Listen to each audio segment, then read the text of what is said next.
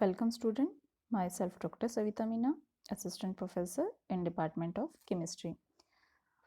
और हमने चैप्टर शुरू किया था आयनिक सॉलिड। तो आयनिक सॉलिड में जो टॉपिक आज हम शुरू कर रहे हैं ये हम लास्ट क्लास में कुछ पढ़ चुके थे, जिसमें हमने पढ़ा था calculation of limiting radius ratio for octahedral complex and tetrahedral complex. तो आज हम उसका नेक्स्ट पढ़ेंगे कि जो घनीय संरचना है, क्यूबिक स्ट्रक्चर है, उसके लिए radius ratio, limiting radius ratio क्या होगा, त्रिज्या अनुपात, उसको हम देखेंगे। तो जैसा कि हमने टेट्राहेड्रल और ऑक्टाहेड्रल लास्ट क्लास में पढ़ा था, तो इनके स्ट्रक्चर को देख के हम बता सकते हैं कि इन दोनों में ही टेट्राहेड्रल में जो हॉल है, इसके बीच में जो बना हुआ है वो टेट्राहेड्रल है, और ऑक्टाहेड्रल में जो हॉल है उसको हम कहेंगे ऑक्टाहेड्रल। आज हम बात कर रहे हैं क्यूबिक होल्स की। तो क्यूबिक होल में हमने एक ये घन लिया है, घन का जो सेंटर है बीच में, यहाँ पे कोई हम धनायन रखेंगे और इसमें ऊपर और नीचे की प्लेन में हमारे पास ऋणायन हो सकते हैं, अदर आयंस हो सकते हैं, जो मिलकर एक घनीय संरचना का निर्माण करेंगे। तो घनीय संरचना के लिए त्रिज्या अनुपात, तो ये हो गया, हमने एग्जाम्पल के लिए लिया सीजियम क्लोराइड। सीजियम क्लोराइड की जो स्ट्रक्चर है वो इस तरह से होती है कि ये एक घन का निर्माण कर सके, जो हम देख सकते हैं unit cell of the caesium chloride. यहाँ पे ये एक घन बना हुआ है, यहाँ ये धनायन है और ये ऋणायंस है। 8 क्लोराइड आयन है और एक सीजियम प्लस धनायन है। इसका अगर यूनिट सेल को हम देखें, इसको अगर कट करें तो ये इसका स्ट्रक्चर हमें इस तरह से शो होगा एक फेस से। यूनिट सेल है, इस यूनिट सेल के लिए जो कोऑर्डिनेशन नंबर है वो है 8:8।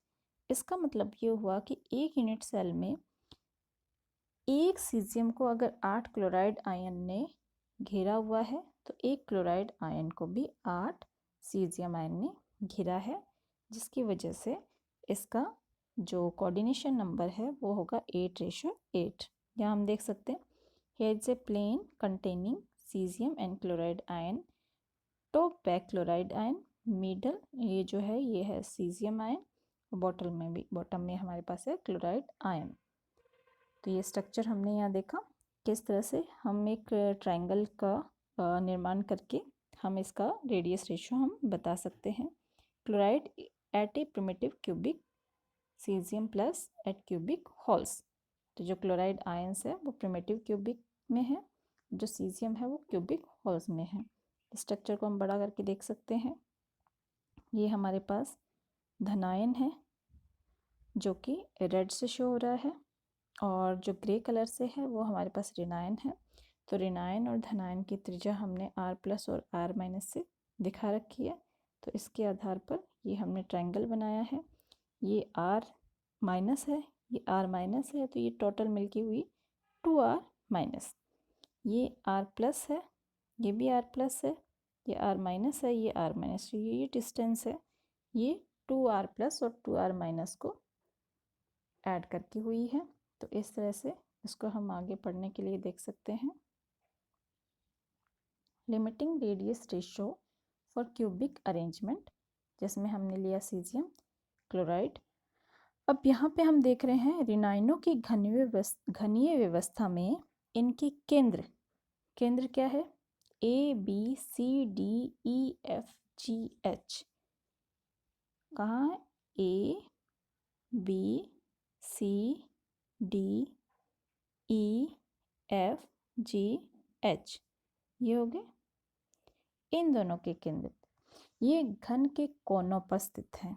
ये 8 के 8 जो आयंस हैं तथा जो ऋणायन है वो घन के केंद्र O पर, ये घन के कोनों पर धनायन स्थित है, ऋणायन स्थित है, और घन के जो केंद्र O है इस पर हम ये मान रहे कोई धनायन प्रेजेंट है, जिसको हम यहाँ O से शो कर रहे हैं। यहाँ पे भी देख सकते हैं, यहाँ पे भी देख सकते हैं।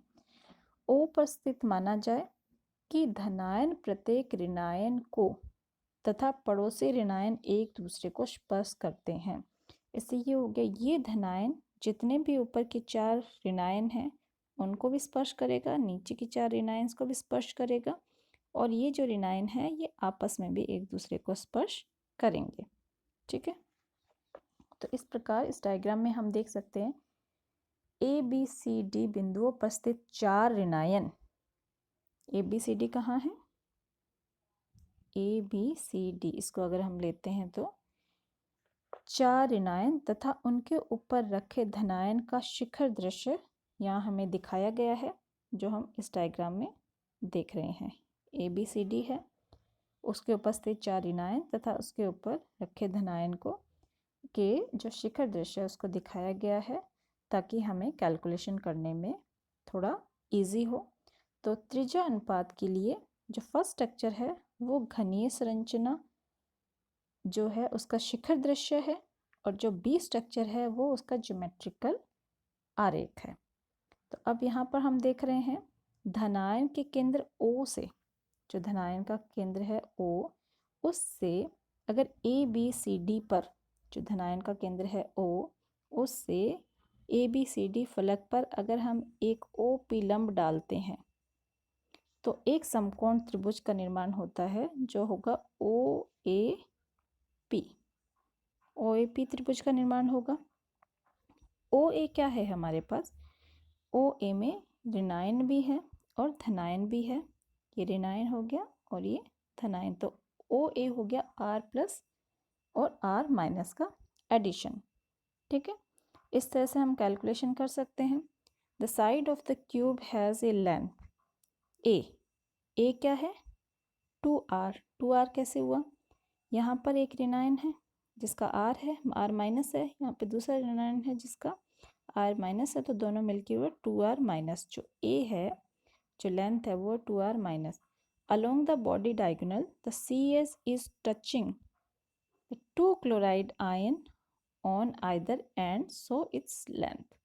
ओके, तो इस तरह से हमने क्या किया, ये लिया r प्लस r माइनस और 2r प्लस। ये हमने कहाँ से लिया?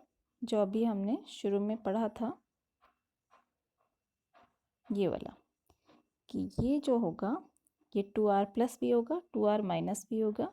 इसको हम देख रहे थे अभी। तो इसी के लिए हमने लिखा है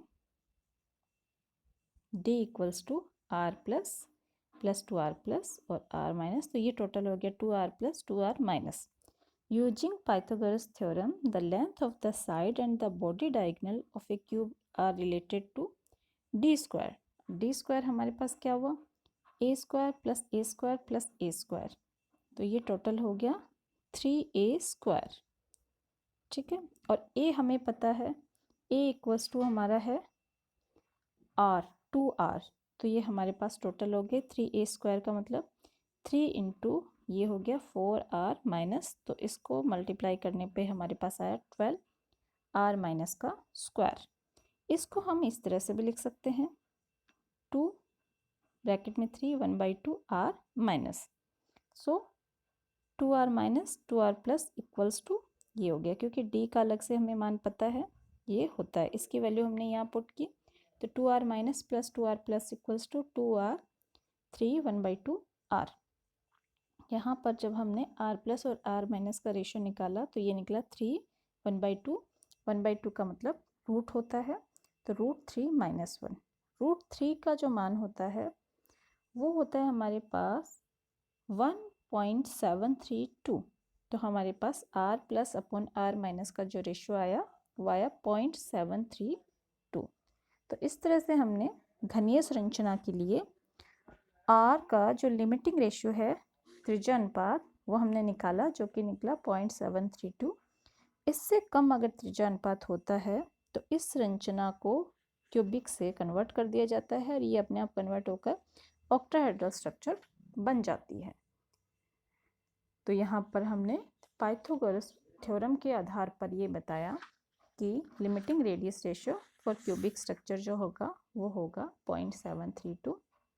Then further decrease of cation size result the structure to change its 6-fold coordination जो कि हमारा है octahedral complex, और उसको हमने यहाँ दिखाया भी है।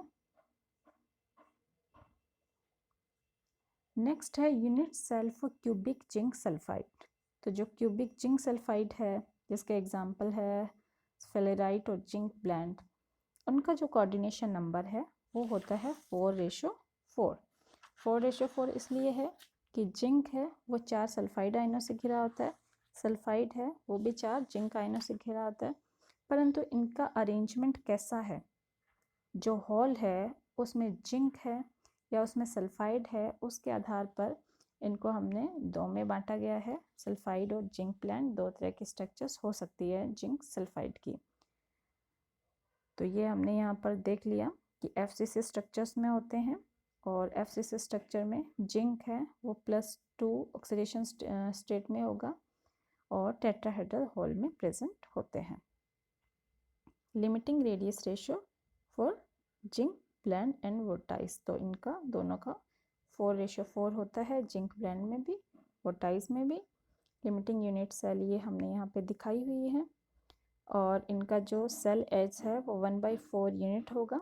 Face diagonal of the unit cell ये भी यहाँ दिखाया है, इसको हम बड़ा करके देख सकते हैं।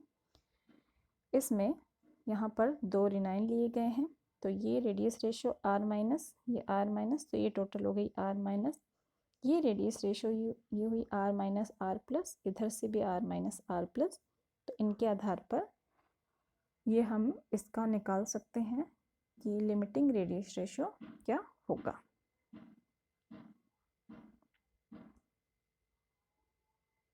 तो इस तरह से हमने लास्ट क्लास में पढ़ा था ऑक्टाहेड्रल और टेट्राहेड्रल के लिए लिमिटिंग रेडियस रेशियो, और इस क्लास में हमने पढ़ा क्यूबिक के लिए और जिंक ब्लेंड के लिए रेडियस रेशियो।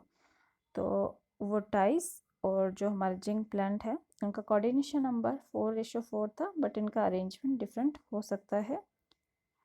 यहाँ हम कुछ ये देख रहे हैं प्रिमिटिव क्यूबिक कैसा होता है। प्रिमिटिव क्यूबिक में जो हमारा A है, A होता है रेडियस, तो A होगा 2R, मतलब R प्लस जो R- है रिनाइन है उन दोनों के ऐड से। तो ये दिखाया गया है relationship between the edge length A and radius R of the atom in the simple cubic cell, body centred cubic cell and face centred cubic cell. तो SCC ये हुआ हमारा प्रिमिटिव क्यूबिक, उसमें जो A है एज लेंथ वो equals to होगा 2 ion की radius 2R। Body centred cubic की बात करें तो उसमें हमारा जो A है एज लेंथ, उसकी कैलकुलेशन इस तरह से होगी, वो होगा 4/4R और डिवाइडेड बाय √3। ये कैसे निकला, इसको कैलकुलेट करने का तरीका दिया है। यहाँ पे हम डायगोनल में लेते हैं, डायगोनल में हमारे पास ये हो जाएगा B², B² इक्वल्स टू होता है A² प्लस A², तो A² इक्वल्स टू हमारे पास ये हो गया, इसको हम C भी ले सकते हैं, ये दूसरा डायगोनल अगर लेते हैं C, तो ये हो गया C equals to A² B²।